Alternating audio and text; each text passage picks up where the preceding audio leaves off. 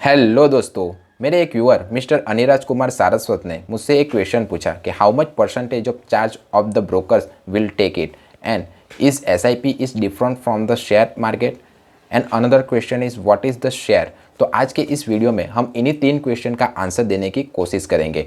तो सबसे पहला सवाल कि how much percentage of charge will brokers dedicated. तो डिफरेंट ब्रोकर्स के डिफरेंट चार्जेस होते हैं। अगर आप शेयर मार्केट में इन्वेस्ट करना चाहते हो तो सबसे पहले आपको एक डीमैट अकाउंट होना ज़रूरी है और आपको डीमैट अकाउंट ओपन करने के लिए एक पैन कार्ड, एक बैंक की चेकबुक और एक पैन कार्ड की स्लिप होनी ज़रूरी है। अगर इन सभी डॉक्यूमेंट्स को आप ऑनलाइन अपलोड कर देंगे तो आपका डीमैट अकाउंट खुल जाएगा। तो ये अकाउंट आप इजीली खुलवा सकते हैं, पर एक कंडीशन है, आपको ये अकाउंट किसी ब्रोकर के पास से ही खुलवाना पड़ेगा।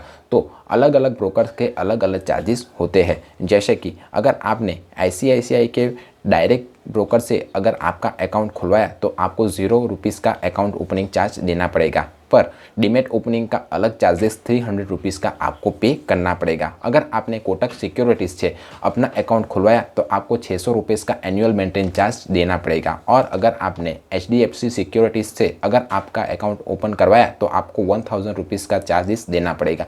तो आपने किस ब्रोकर से अपना अकाउंट खुलवाया है उसे ज़रूर ध्यान रखिएगा, क्योंकि ये broker full time, part time या फुल सर्विस आपको ऑफ़र करते हैं। तो इस हिसाब से आप किस अकाउंट या किस ब्रोकर के थ्रू अपना अकाउंट खुलवाना चाहते हो वो मुझे कमेंट करके ज़रूर बताइएगा। पर मेरी ये सलाह रहेगी कि आप अगर न्यू इन्वेस्टर हो तो आप हमेशा डिस्काउंट ब्रोकर के थ्रू ही अपना अकाउंट खुलवाएगा, क्योंकि वहाँ पर जो चार्जेस होते हैं वो मिनिमम होते हैं। तो आपका पैसा भी बच जाएगा और आप ट्रेडिंग नहीं करोगे तो आपको फुल टाइम सर्विस की भी ज़रूरत नहीं पड़ेगी।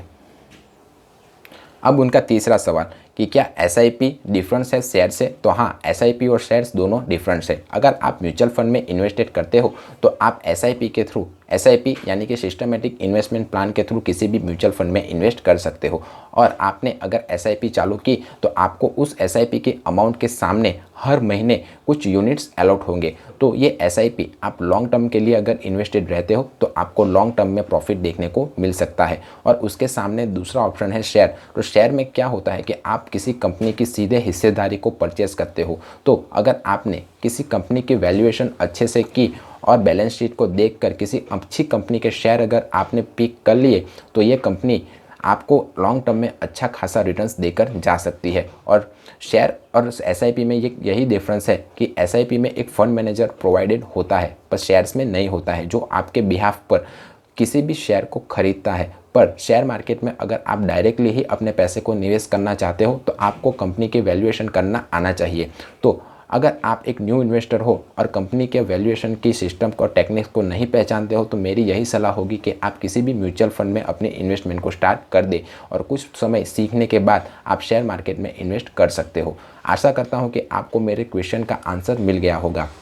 अगर फाइनेंस से रिलेटेड कोई और क्वेश्चन या क्वेरी हो तो मुझे कमेंट करके ज़रूर बताइएगा।